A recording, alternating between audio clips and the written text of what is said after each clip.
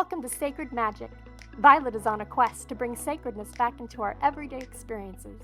Anyone can have an extraordinary life when they are able to tap into their sacred magic within. Violet and her guests will be sharing their divine passions, inspirations, and stories of connecting with their sacred magic. We are so happy you have joined us today. Let's get started with your host, the magical creator of Discover Your Spiritual Gifts, Violet Rain.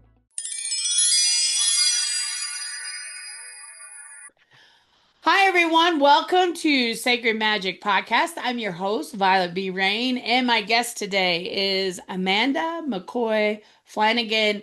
We have gotten to know each other over the last several months. We met through a group networking event, and I get so excited every time I see Amanda. So Amanda is a native New Yorker turned Coloradan. That's got to be very interesting. She has masterfully combined urban insights with a nature-inspired philosophy and her approach to love and loss. A certified intuitive loss and empowerment coach, writing coach, energy healer, and motivational speaker, Amanda is the author of an award-winning inspirational memoir, Trust Yourself to Be All In, Safe to Love and Let Go, and host of the Soul Rising podcast. She empowers individuals to navigate life's toughest transitions with clarity, healing, and creative expression.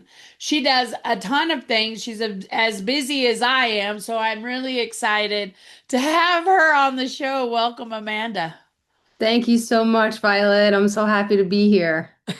For I putting it love out having, yes, I love having her on the show. You know, one of the things I know personally about her is she helps people with grief, and she does a lot of women's retreats as well, one days and weekends and all kinds of different retreats. there. Share with me, Amanda, what took you down this road to really connect and be inspiring for individuals with loss? And I know loss can be lots of things, but I'm sure something carried you down this path that became your passion. There was a lot of loss in different ways throughout my life. I'm not, for the sake of time, I'm not going to go through all of them because we'd be starting probably in the womb. But the catalyst was my brother's overdose 7.5 years ago. And 4 months before him, my cousin also overdosed.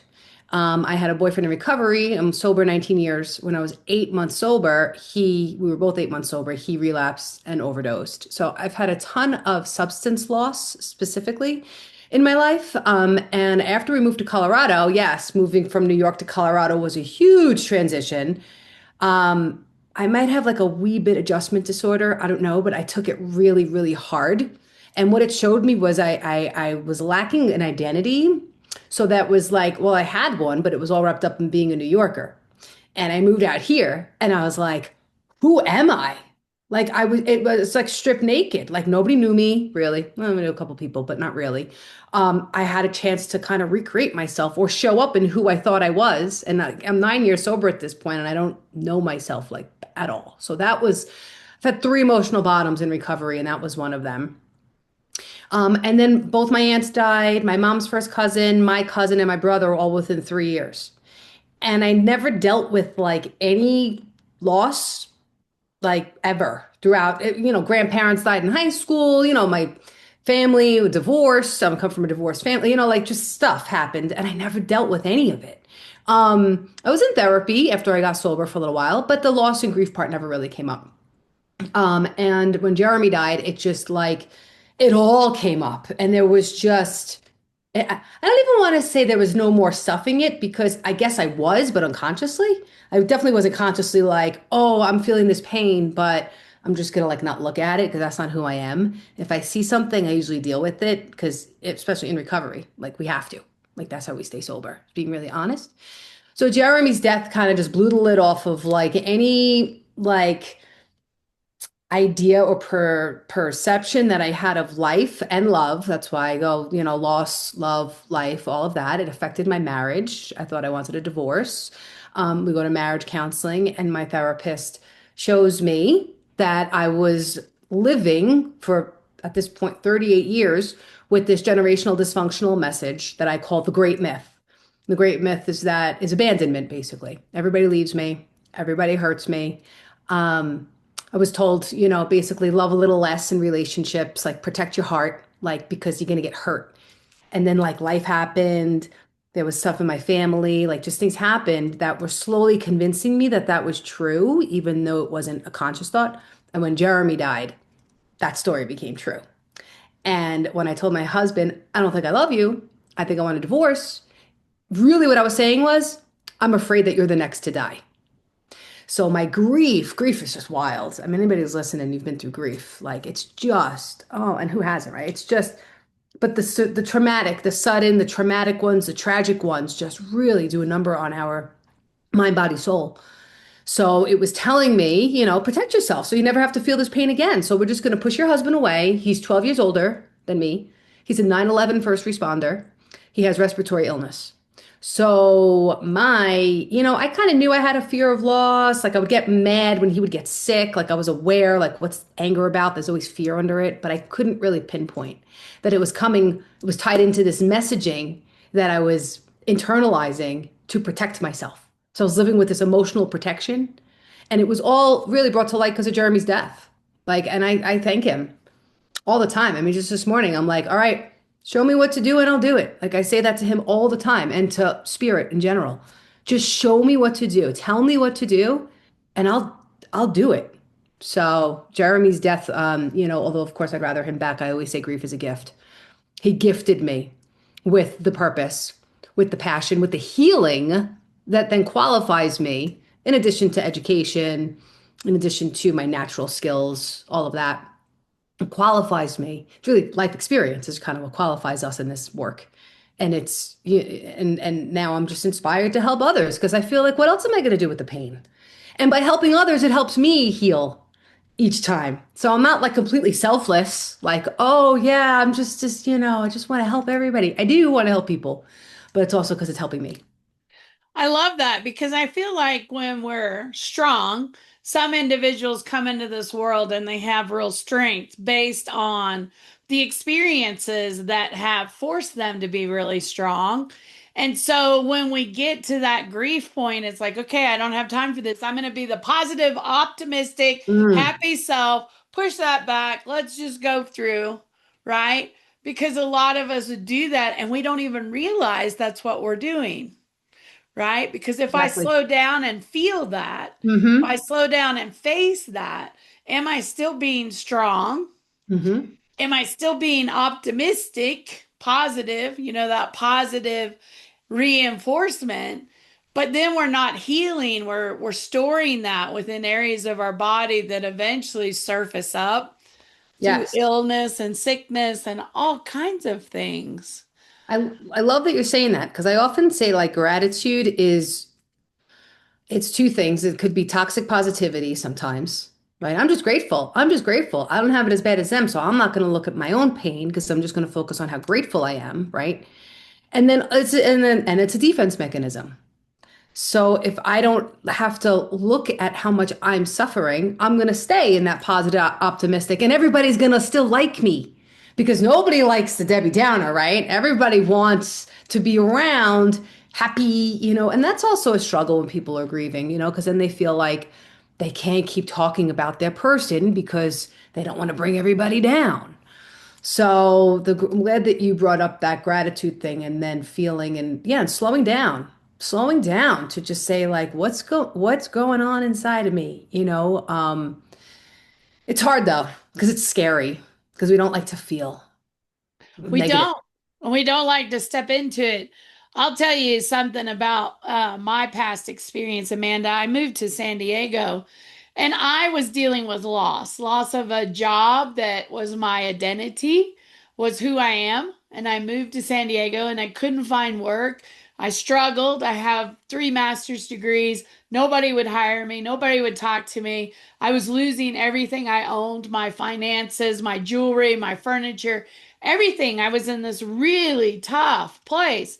And you talk about, people don't want to hear that negative. And I found a spiritual group out there and I thought, okay, I've got a support group. This will all help. Until one of them came to me and said, for the group, we really don't want you to come around anymore until you're in a positive place. Wow. How's that for Right? support? My God. So finding the right place of support, the people that are going to give you that love, that compassion, that are going to listen to you. Because grief, for many of us, we have to talk about it. We have to get it out. We have to share how it feels. We have to share the fears that we're having around it, all those wounds that we carry with it. And having somebody or someone's that you can do that with, I think is so, so important. Yes, and to your earlier point, it's going to come out sideways somehow, whether it's physically, or emotionally, or we convince ourselves, right? We create these stories in our head that we wind up burning our lives down because we're running from something and we're not being true. We're not being authentic, right? And again, so then we're programming the energy to just give us more of the same, to give us more of the pain, more loss. And then we're wondering, why are we in so much pain? Why does this keep happening to me again and again? Because we're unwilling to look at it until it sometimes slaps us in the face, right? And we get a physical diagnosis, or you tell your husband you think you want a divorce, or like just something. I mean, and that sounds simple. Tell your husband you want a divorce. We were like anxiety stricken, like for a month. It was so before we got into counseling. It was like the worst month of my life. I mean, well, the 3 months after my brother died were pretty awful. But this was just, we didn't know what was going to happen. Like, I had no idea what was going on for me. Like, I had no, like, and it wasn't like it just came right out of the blue, to tell you the truth. I mean, my husband has PTSD. I'd been asking to go to marriage counseling. So I wasn't happy, like, leading up to Jeremy's death. But then, it just, instead of just saying like, all right, I think my brother's death is playing a part and I've been unhappy, let's go to counseling. No, I just went straight to like, I don't love you. I don't think I ever loved you, right? Like I just went to this like extreme because my anxiety was forcing me to get out of the discomfort of the grief. It was forcing me to make a change so that I could feel safe, that okay, now I'm protected. Now I already grieved Jim. He's done. Like I wanted to get it all over with at the same time, which is so crazy, but you could probably get that being another queen of efficiency, my sister inefficiency over here. I just wanted to like get the grieving over with, like all at once. And that's how crazy is that? It's not how it works. But yeah, it's gonna affect us. So it's really super important to address it in a way that works for you. There's so many ways. So Well, many and ways. I love that you offer so much for people that are grieving, no matter what that grief is, between your one-on-ones and your retreats and the things that you offer that give space. Because if you're grieving to be with other people that are grieving, then you have the right support versus what I got was, you're bringing us all down. You need to go somewhere else. We don't want to be around you in the most horrific time of my life. I can tell you, I was walking through the dark night of the soul. I hit rock bottom. I was in a really bad place and I needed somebody to be compassionate and loving and help pull me out of the hole that I had dug myself in. And I just had to find my way because everybody kept running in other directions, right? I didn't have an Mhm. Amanda that I could reach out to and go, hey, I need help. Like, help me get through this, And I'm right? sure that experience helped build your resilience and your belief in yourself because you did somehow. You pulled yourself through, whatever that looked like. You made it Right. through. You probably, turned lemons into lemonade. You probably made the best of it. And yeah, so having like a one-on, like a person that you can talk to and trust, and they will hold that space for you and help you move through based on where you're looking to go with your grief. And then also having that group support is so big. Like you said, my retreats, like people are there. They know that the other people there, the other women, we're actually opening it up to men for our 1-day retreat in February because we feel that men also need a lot of help in this area. But just being around people in general that kind of get it and have that patience because they're looking for somebody, right? So if I'm looking for somebody to share this with, I'm going to have patience for your stuff, hopefully. hopefully. And it's just like give and take, this mutual understanding that we're in this together. And the stuff that I say, you're going to understand. That's why recovery and I go to 12-step recovery. And that's so important for me because when I'm sharing something in a meeting that what we call normies, non-alcoholics might hear, they might be like, What? What is she? She thinks like that? Like, what is it? But you see all the nodding heads in the room when you say something completely off the wall. So, like, you got to be with the people who get it or at least are willing. They might not get it 100% with the grief stuff, right? But, like, at least they're willing to sit and just listen and not give any answers.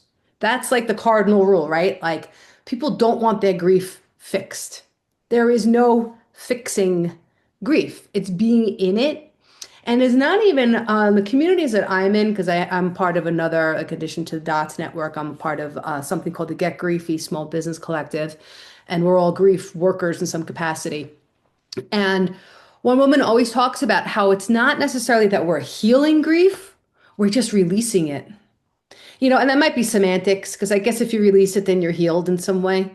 But it sounds a little softer, I think, to people than healing, because some people might think, well, if I heal, then am I forgetting my person? Or if I heal, like, is that, a betrayal in some way? So the releasing is really good for people to think about it in that way, where, like we were talking about storing it in your body. I'm not storing it in here anymore. And it's not going to affect my nervous system and then make me sick or force me to do things that I normally wouldn't do. I love that. I love that. We're in a time today, I feel like in the world, that the energy is really heavy on top of whatever we're going on personally. Like I feel like this really heaviness going out externally in the world. And I think it affects everyone. And one of your bullet points is the reason I wanted to talk is the power of raising our individual frequency to aid in the healing of the collective. Because the collective right now is grieving lots of things. If you think about it, we're grieving. We've been grieving since COVID, grieving loss of all kinds of things, people, our favorite restaurants, our favorite stores, the favorite things that we love to do that are no longer available to us, how we shop, how we move through our lives. Everything has changed since COVID. And so there's this grieving in the collective, and then all the chaos on top of it. Amanda, share with us, how can we as individuals raise our frequency in this kind of container, and how can we help the collective in our own way? So my go-to is, well, two things. I'm not a religious person, I'm spiritual, but I love the St. Francis prayer. And that's also part of the 11th step in the 12-step program of recovery. It's in our literature. So basically, the St. Francis prayer is telling us to think less about ourselves. Of course, we need to get our needs met, and I'm not saying like abandon yourself, but instead of looking at the world as how is it not serving me, look at it as how can I serve it, right? Like instead of how can I be understood, how can I understand what somebody else is saying, right? To create that connection, because it's that lack of connection that's creating the grief. That's creating the pain. It's the division, right? So like you said, everything that happened during COVID, all of that changed the way that we lived, but also created the division because of the masks and the vaccines and the presidential election. I mean, like families broke apart because of that year. Like it was wild, and people are still going through that. So St. Francis prayer, I love. I also love meditation. So wishing myself, may I be happy, may I be healthy, may I know freedom, may I walk the world with ease. And then we say that for others. May they be happy, may they be healthy, may they know freedom, may they walk the world with ease. And it starts first with, well, there's all different ways, and there's different phrases as well. That's just the one that I use.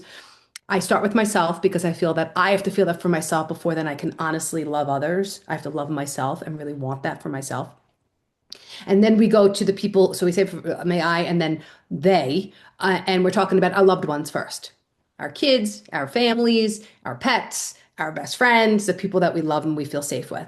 And then we do it again. We say it again, the mantra again for the people that are just kind of like acquaintances and maybe people that the people we see at the grocery store, the beggar, just like people that we see all the time, the mailman, whatever, right?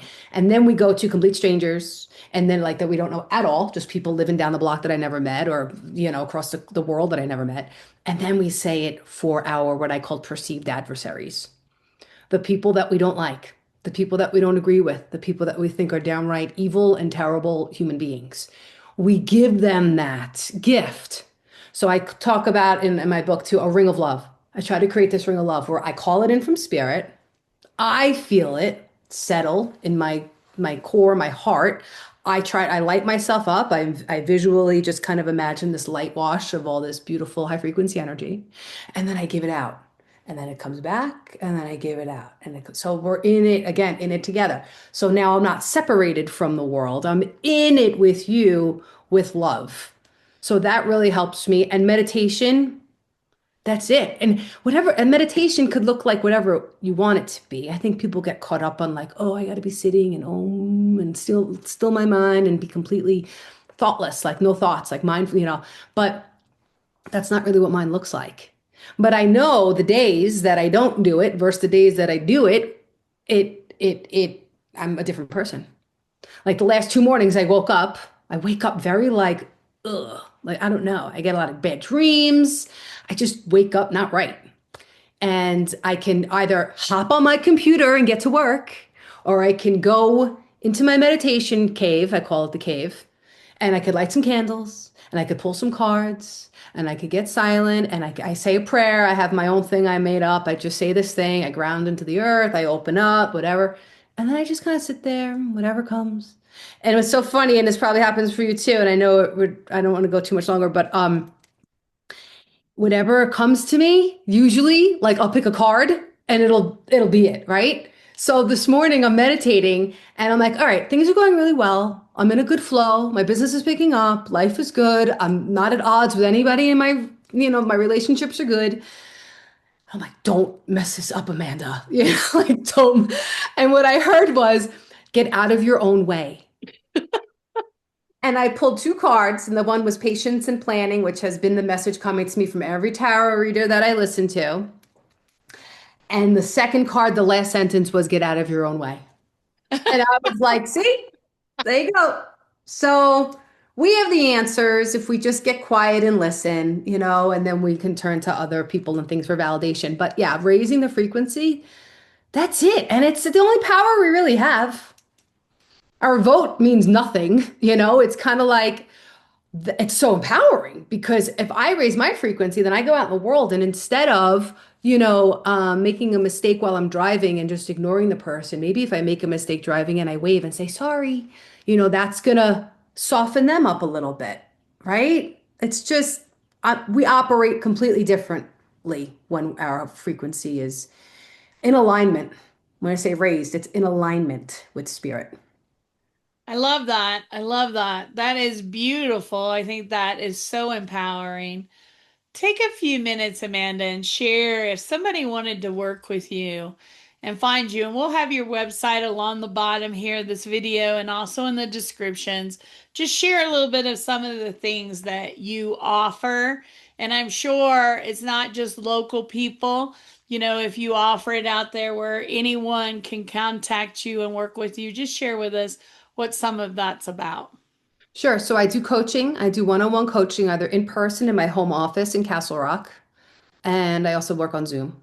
So it's interesting because people have been coming to me and asking me for different things lately. So I'm kind of switching up my offerings, but really just making them more broad and customizable. So I do loss and empowerment coaching if there's grief, a major life transition. And coaching is I just try to help you find your strengths. You have your answers. I'm sort of just the guide. I do that. I do writing coaching as well. So I help people write memoirs. And then I do energy healing, which is I do Reiki, I do EFT tapping, I do chakra balancing, I do psychic readings, I do mediumship. So I call it energy infused coaching. So like I have a person right now who wants all three. So we're creating a customizable package for her where it's like, okay, like we'll show up. What do you want to work on this week? You want to talk about your writing? You want to talk about your grief? You want to do some energy? You want to do some meditations? Like, so it's basically, you can combine everything that I do, or you can just do one-offs. I also just do one-off sessions. I do, readings and stuff like that. And my retreats. My retreats are a great place to get connected and to find that community and that support that you're looking for. We have one this Saturday, actually, which is sold out. It's amazing. We sold out 16 spots, which is the most that we've ever, and 12 new faces, which is awesome because it's not just repeat, we're growing. And that's called Soul Rising Retreats. My podcast is also called Soul Rising. Podcast is free. Listen to that. I have great guests on there, and it does center mostly around grief, but I try to broaden it to talk about emotion as well. So there's a lot of different ways that you can pick up things that work with me, or just tune in and pick up little tidbits to help you on your own journey. Our next retreat is in February, a one-day retreat in Castle Rock, February 28th.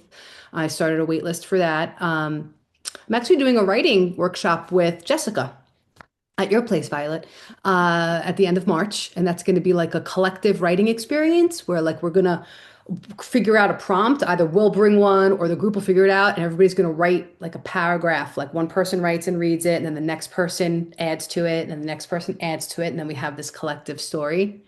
And then I have a retreat in April in Mexico, in Tulum, which is our first Soul Rising International retreat that we're super excited about. It's in a private villa. It's luxury. It's full service. There's like a staff. It's on a beach. I'm like, is this really happening to me? Like, it's good. It's all good. So yeah, I'd love to hear from you guys. If anybody wants to get in touch, reach out. I love it. Thank you so much for taking the time today. What beautiful conversations we have. And I know it can help anyone because all of us experience grief in different ways, different levels. It's not always a loss of someone. It can be a loss of your identity. It can be you get laid off of a job. It could be your home and leaving a home that's yours. It can be lots of things. Loss shows up in lots of ways. So, just be aware of how it affects us and the tools that are out there to kind of support and help us. And so, Amanda, thank you for being part of this conversation today. Thank you so much for having me, Violet. I enjoyed it very much. I'll see you soon. Please like, comment, follow us on your favorite channels. Know that the more that you share our podcast and the more you talk about it and the more that you come and participate, the more the podcast grows and the bigger the reach is. I hope you have a sacred and magical week. I wish that for everyone. And I hope to see you soon on another show. Thank you for joining us. To find out more about Violet, head over to discoveryourspiritualgifts.com. You can also send a personal message to Violet through email, violet@discoveryourspiritualgifts.com. If you loved the show, subscribe to our podcast on Apple Podcasts, Google Podcasts, or Spotify. Until next time, remember, we are meant to have abundant and joyful lives. We hope to see you soon at Discover Your Spiritual Gifts.